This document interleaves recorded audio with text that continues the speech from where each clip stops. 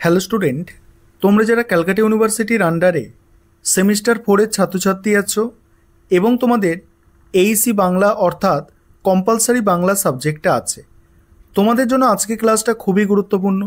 আজকে ক্লাসে তোমাদের রবীন্দ্রনাথ ঠাকুরের লেখা ছুটি গল্প, যেটা তোমাদের সিলেবাসে আছে, এই ছুটি গল্পের বিষয় সংক্ষেপ অর্থাৎ সারাংশটা বলে দেব এবং গুরুত্বপূর্ণ 50টি এমসিকিউ প্রশ্নোত্তর নিয়ে আলোচনা করব এই ছুটি গল্প থেকে।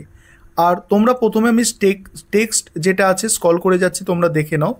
আর এত বড় টেক্সট আলোচনা করা সম্ভব নয়, তোমাদের আমি বিষয় সংক্ষেপ অর্থাৎ যেটা সারাংশ আছে সেটা আমি বলে দিচ্ছি, তোমরা দেখে নাও, সেটা তোমাদের দেখো ছুটি গল্পের সংক্ষিপ্তসার।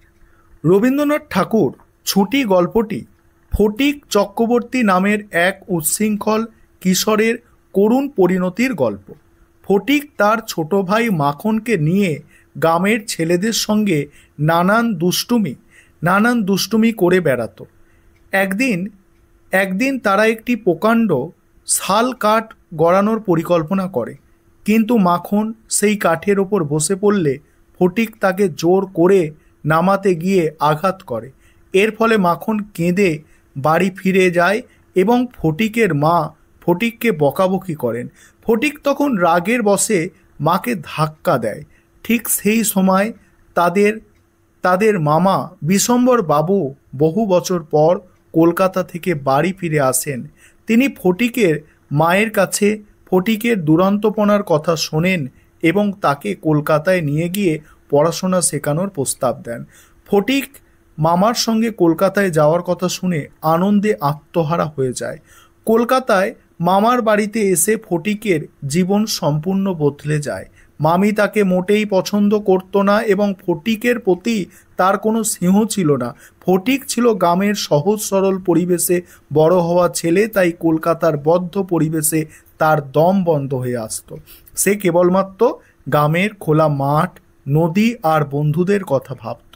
স্কুলে সে মনোযোগ দিতে পারত না এবং সহপাঠীরাও তাকে নিয়ে হাসাহাসি করত। একদিন ফটিক তার স্কুলের বই হারিয়ে ফেলে।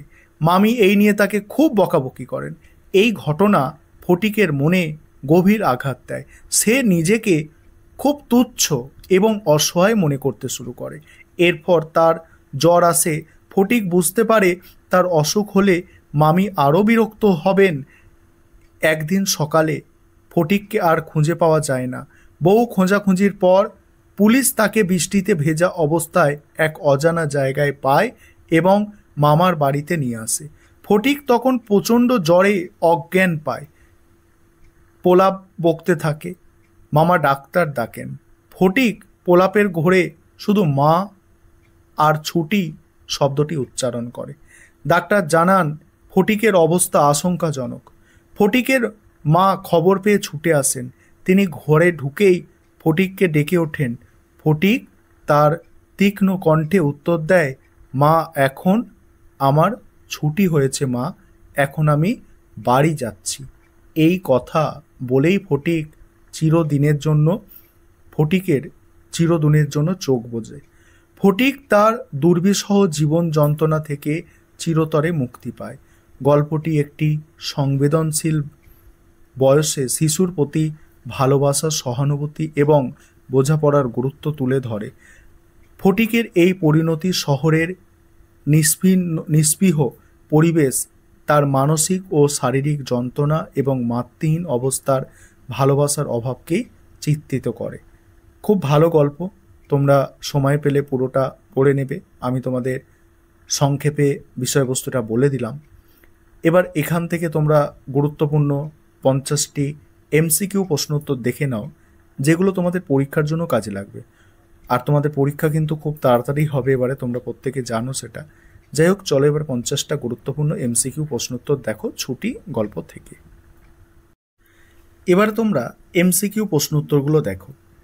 এখানে প্রথম যে 25টা প্রশ্ন আছে, এই 25টা প্রশ্ন একটা বই থেকে তোলা, হ্যাঁ, এবং পরের 25টা প্রশ্ন যেটা 26 থেকে 50 নম্বর পর্যন্ত প্রশ্ন আছে, সেটা টেক্সট থেকে খুঁজে খুঁজে লেখা। তাই এই ছুটি গল্প থেকে আজকের ক্লাসটা তোমরা যারা দেখে নিচ্ছ, তোমরা অবশ্যই এখান থেকে প্রশ্ন এলে অ্যান্সার করে আসতে পারবে। দেখো প্রশ্ন উত্তরগুলো দেখো। ছুটি গল্পটি রবীন্দ্রনাথ ঠাকুরের কোন গল্পগ্রন্থের অন্তর্গত? এখানে দেখো উত্তর হবে প্রথম খণ্ড। ছুটি গল্পে বালকদের সর্দারের নাম হচ্ছে ফটিক। ফটিক হচ্ছে বালকদের সর্দারের নাম। তারপরে দেখো ফটিক নয়, ফটকে, ঠিক আছে, ফটকে হচ্ছে সর্দারের নাম। তারপর হচ্ছে ছুটি গল্পে ফটিকের পদবী ছিল কি? ছুটি গল্পে ফটিকের পদবী ছিল চক্রবর্তী। তারপরে নদীর ধারে প্রকাণ্ড শালকাষ্ঠ, এখানে একটা বিষয় তোমাদের বলে দিই, ঠিক আছে। ছুটি গল্পে এখানে দেখো এই যে ছুটি গল্পে বালকদের সর্দারের নাম, এখানে অপশানটা ভুল আছে, ফটকে হবে না, ফটিকই হবে, তোমরা টেক্সটে সেটা দেখলে, যাই হোক। তারপরে দেখো নদীর ধারে প্রকাণ্ড শালকাঠ কেন পড়েছিল? দেখো এখানে অ্যান্সার হবে মাস্তুল হওয়ার জন্য। তারপরে প্রকাণ্ড শালকাঠের মাস্তুলে রূপান্তরিত হওয়ার প্রতীক্ষায় কোথায় পড়েছিল? নদীর ধারে পড়েছিল। নেক্সট আছে দেখো প্রকাণ্ড শালকাঠের মালিকের মনে যে অবস্থার কথা উপলব্ধি করে বালকেরা কাঠটির কথাটি সায় দেয়। এখানে 6-এর অ্যান্সারটা হবে দেখো সবগুলি। ফটিকের কনিষ্ঠ ভাইয়ের নাম, ছোট ভাইয়ের নাম কি আছে দেখো মাখনলাল। ফটিক কোথায় বসে কাছের গোড়া চিবোচ্ছিল? কোথায় বসে? দেখো অর্ধ নিমগ্ন নৌকার গলইয়ের ওপর। নেক্সট বিদেশি নৌকা থেকে যিনি নামলেন তার চেহারা কেমন? এখানে দেখো চেহারা অপশান গ সঠিক অ্যান্সার। ফটিককে বাড়িতে ডেকে নিয়ে যেতে কে নদীর ধারে এসেছিল? বাগধি। পরের প্রশ্ন উত্তরগুলো আলোচনা করব, তার আগে একটা বিষয় তোমাদের বলে নিই। তোমাদের এই সাবজেক্টের অনলাইন কোচিং ক্লাস চলছে। তোমরা যদি কেউ পেড ব্যাচে অ্যাডমিশন নিতে ইচ্ছুক থাকো বা তোমরা স্টাডি মেটেরিয়াল পারচেস করে পড়বে ভাবছো, তোমাদের বলবো নিচে যে নম্বরটা দেখতে পাচ্ছ এই নম্বরে যোগাযোগ করে তোমরা পেড ব্যাচেও অ্যাডমিশন নিতে পারো বা স্টাডি মেটেরিয়াল পারচেস করে নিয়ে নিজেরা পড়তে পারো। পরের প্রশ্ন, বাঘা ফটিককে বাড়িতে ডেকে নিয়ে যেতে এসেছিল কেন এসেছিল? দেখো ফটিকের মা ডাকছিল বলে। বাঘা কিভাবে ফটিককে বাড়িতে নিয়ে গেল? কিভাবে? দেখো অ্যান্সার হচ্ছে অপশান ঘ, অর্থাৎ আঁড়কোলা করে তুলে। মা ফটিককে কোথায় মেরেছিল? মা ফটিককে পিঠে মেরেছিল। তারপরে কাঁচা পাকা বাবুটি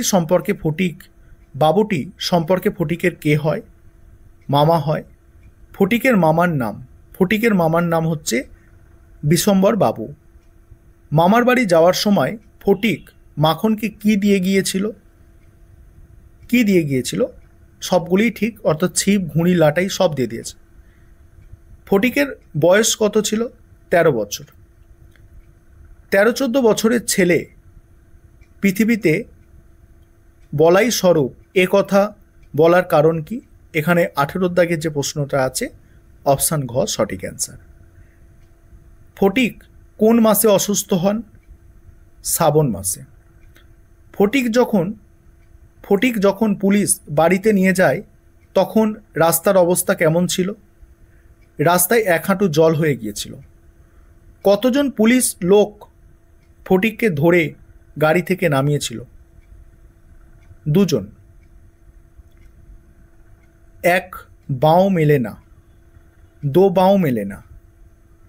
কারা সুর করে বলে? অ্যান্সার হচ্ছে মাঝিরা। ফটিক খালাসিদের জল মাপার কোথায় দেখেছিল? কলকাতার স্টিমারে আসার পথে। বিশম্বরবাবু কোথায় কাজে গিয়েছিল? বিশম্বরবাবু দেখো পশ্চিমে কাজে গিয়েছিল। ফটিকের মামার কটি ছেলে? 3টি ছেলে। এবারে এগুলো টেক্সট থেকে নেওয়া হয়েছে, 26 দাগ থেকে প্রশ্নগুলো। মাখনলাল কেমনভাবে গুঁড়ির ওপর বসছিল? গম্ভীরভাবে বসছিল। ফটিকের কনিষ্ঠ ভাই মাখনলাল গুঁড়ির ওপর বসার পর ছেলেরা ছেলেরা কেমন হয়েছিল? ছেলেরা বিমর্ষ হয়েছিল। ফটিক মাকে কি বলে গুঁড়ি থেকে উঠতে বলেছিল? মাখনকে কি বলে গুঁড়ি থেকে উঠতে বলেছিল? মার খাবি, এই বেলা ওঠ। মাখন গুঁড়ি থেকে না উঠলে ফটিক কিসের ভান করেছিল? যেন ইচ্ছা করেই এখনই তাকে রীতিমতো শাসন করতে পারে। মাখনকে শুদ্ধ কাঠ গড়ানোর প্রস্তাবে মাখন কি মনে করেছিল? এখানে অপশান খ, এতে তার গৌরব আছে। কাঠ গড়ানোর সময় ছেলেরা কি বলে ঠেলা দিতে শুরু করেছিল? মারো ঠেলা হেইয়া, সাবাস জোয়ান হেইয়া। কাঠ গড়ানোর পর মাখন কি অবস্থায় ভূমিসাৎ হয়েছিল? তার গম্ভীর্য, গৌরব এবং তত্ত্ব জ্ঞান সমেত। এবার বাকি প্রশ্ন উত্তরগুলো তোমরা দেখে নাও, আমি স্ক্রল করে যাচ্ছি। আর তোমরা যারা অ্যাডমিশন নিতে চাইছো বা আমাদের স্টাডি মেটেরিয়াল পারচেস করতে চাইছো, অবশ্যই তোমরা যোগাযোগ করে নেবে। তোমাদের পরীক্ষা খুব বেশি বাকি নেই, সামনের সপ্তাহ দিয়ে তোমাদের ইন্টারনাল শুরু হয়ে যাবে প্রতিটা কলেজে। তাই তোমাদের এবার পড়া শুরু করতে হবে। দেখে নাও, তোমরা প্রশ্ন উত্তরগুলো দেখো।